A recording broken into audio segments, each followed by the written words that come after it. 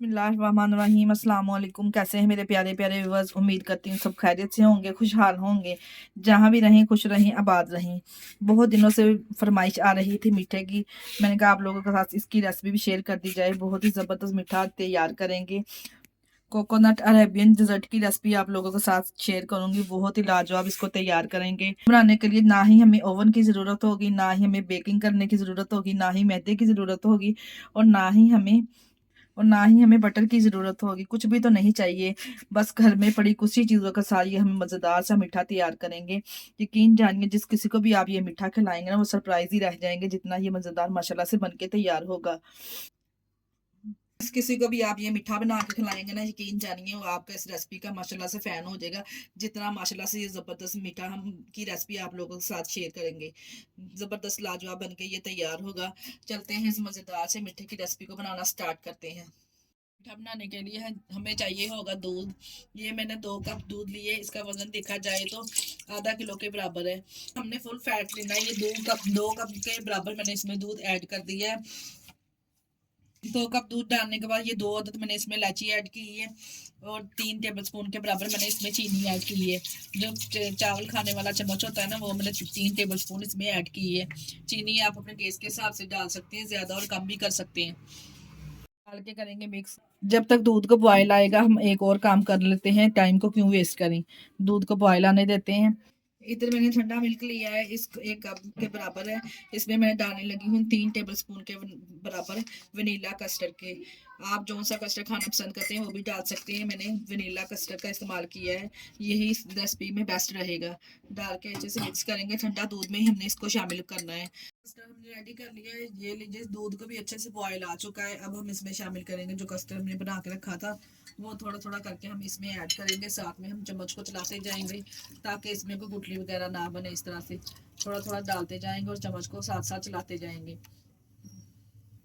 थोड़ा थोड़ा करके तमाम कस्टर्ड का लिक्विड हमने इसमें डाल दिया है।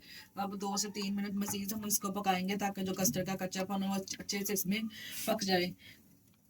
इसलिए हमने इसको 2 से 3 मिनट पकाना है। ये देखें 2 से 3 मिनट पकाने के बाद इसकी कंसिस्टेंसी इस तरह की होनी चाहिए, बिल्कुल सिल्की स्मूथ सा ये तैयार होना चाहिए। आप देख सकते हैं। अब हम फ्लेम को बंद कर देंगे।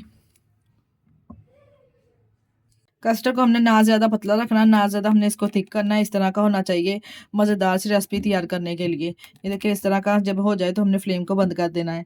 कस्टर्ड जब तक ठंडा हो रहा है, मीठा बनाने के लिए हमें चाहिए होंगी ब्रेड। ये मैंने 3 स्लाइसेस लिए हैं। इसके हम जो किनारे हैं इस तरह से इसको कट कर लेंगे। इसको भी हम ज़ाया नहीं करेंगे, इसके ब्रेड क्रम्स तैयार कर लेंगे, या बहुत सारी और रेसिपियों में हमारे ये काम आएगी। इसको हम उतार लेंगे। तमाम ब्रेड के इस तरह से एजेस को हम उतार लेंगे। मीठा बनाने के लिए आपने ये बात का खास ख्याल रखना है, क्योंकि जो हमने मीठा बनाना है ना, इसके लिए हमें मिल्की ब्रेड चाहिए होगी। अगर आप सैंडविच ब्रेड लेंगे ना, तो आपका मीठा परफेक्ट तैयार नहीं होगा, क्योंकि वो ब्रेड नमकीन होती है ना, सैंडविच ब्रेड। तो इसलिए हम उस नमकीन ब्रेड का इस्तेमाल बिल्कुल नहीं करेंगे। तमाम एजेस को इस तरह से काट लेंगे। मज़ेदार सा मीठा डिज़र्ट बनाने के लिए हमें चाहिए होगी इधर ट्रे। मैंने इधर एक ट्रे ली है, आपके पास जो सी भी है आप ले सकते हैं। इस तरह से तमाम स्लाइसेस में इसको 1 बाय 1 रख दूंगी इस तरह से। अगर आपके पास, मैं यहाँ पे 3 पीसेस का इस्तेमाल करूंगी। आप अगर आपकी ट्रे छोटी है तो आप 2 पीसेस से भी ये मज़ेदार सी रेसिपी बना सकते हैं। इस तरह से तमाम पीसेस की 1 बाय 1 मैंने लेयर लगा देनी है। इस तरह से तमाम पीसेस को इक्वल कर लेंगे। ये जितने पीसेस ट्रे में एडजस्ट हुए हैं इतने मैंने इसमें ऐड कर दिए हैं। तकरीबन 9 पीसेस में एडजस्ट हुए हैं। और गर्मा गर्म अब हम जो कस्टर्ड हमने तैयार करके रखा था ना, इसकी लेडी मैं इसके ऊपर लगा दूंगी, और स्पैचुले की मदद से ऊपर से इसको इक्वल कर देंगे। इस कस्टर्ड को ठंडा करने की भी ज़रूरत नहीं पड़ेगी। गर्मा गर्म जब कस्टर्ड इसके ऊपर हम डालेंगे ना, तो ये ब्रेड नरम पड़ जाएगी और खाने में बहुत लजीज और टेस्टी लगेगी। ऐसे लगेगा जैसे आप कोकोनट मिठाई खा रहे हैं। यहाँ पे मैंने लिया है, ये देखिए जी, कोकोनट बुरादा, जिसको कोकोनट नारियल भी कहा जाता है। ये हमने लिया है। इस तरह से इसको ऊपर इक्वल कर देंगे। थोड़ा थोड़ा सा मैं स्प्रिंकल करती हूँ। यकीन जानिए अगर इस तरह से मीठा बना के आप खाएंगे ना, ऐसे आपको लगेगा जैसे आप कोकोनट मिठाई खा रहे हैं। इतना लजीज और मज़ेदार, जब ये मुंह में बैठ जाएगी ना, कोकोनट में मुंह में घुल जाने वाली ज़बरदस्त डिज़र्ट तैयार होगा। अब दोबारा से इसके ऊपर जस्ट कर देंगे, ब्रेड की तह लगा देंगे। जितने ब्रेड इसके ऊपर जस्ट होंगे वो उतने ही मैं इसकी तह लगा दूंगी, इस तरह से तमाम पीसेस की। दोबारा से इस तरह से मैंने तह लगा दी है ब्रेड की और ऊपर से हम डाल देंगे कस्टर्ड। दोबारा से इस तरह से डाल के अच्छे से इसको भी इक्वल कर लेंगे। कस्टर्ड को इक्वल करके ये दोबारा से मैं जो बुरादा है कोकोनट बुरादा हम इसके ऊपर स्प्रिंकल कर देंगे इस तरह से। कोकोनट नारियल डालने के बाद इसको हम ठंडा करने के लिए थोड़ी देर के लिए फ्रीजर में रख देंगे और नेक्स्ट प्रोसेस की तरफ चलते हैं। नेक्स्ट प्रोसेस हमारा ये है कि हमने इसको क्रीमी और टेस्टी बनाने के लिए इधर टेट्रा पैक की क्रीम ली है, इसमें से मैंने हाफ ले लेनी है क्रीम। डिब्बे में से हाफ क्रीम निकाल लेंगे इस तरह से, यानी कि 200 ml का होता है, इसमें से 100 ml हम इसमें से निकाल लेंगे। उसके बाद हमने इसको थोड़ा सा बीट कर लेना। फेंटने से ये विप तो नहीं होगी, हल्की सी झागदार हो जाएगी और क्रीमी सा इसका टेक्सचर आ जाएगा। इसको इस तरह से अच्छे से फेंटने के बाद हम मैश में शामिल करने लगे हैं 2 से 3 टेबल स्पून के बराबर कंडेंस मिल्क। ये बहुत ही ज़बरदस्त फ्लेवर देगा इसमें और जायके को बढ़ा देगा। डाल के इसको भी कर लेंगे मिक्स। देखिए क्रीम के साथ इसका कलर भी साथ में चेंज हो जाएगा और खाने में ये बहुत टेस्टी लगेगा। जब हम इसके ऊपर अप्लाई करेंगे ना तो बहुत ज़बरदस्त लाजवाब इसका रिजल्ट आएगा। 2 से 3 मिनट मजीद इसको फेंटने के बाद आप चेक कर सकते हैं इसका कलर भी चेंज हो जाएगा और इस तरह का जो बैटर है हमारे पास आ जाएगा। अब हम क्या करेंगे, जो हमने कस्टर्ड रेडी करके रखा था ना, इसके ऊपर अप्लाई कर देंगे इस तरह से। बहुत ही ज़बरदस्त अगेन बाय अगेन इसकी लेयरिंग लगा देंगे और ऊपर से चम्मच के साथ इसको इक्वल कर देंगे। चम्मच की मदद से थोड़ा सा हम इसको ऊपर से इक्वल कर देंगे इस तरह से क्रीम की लेयरिंग को।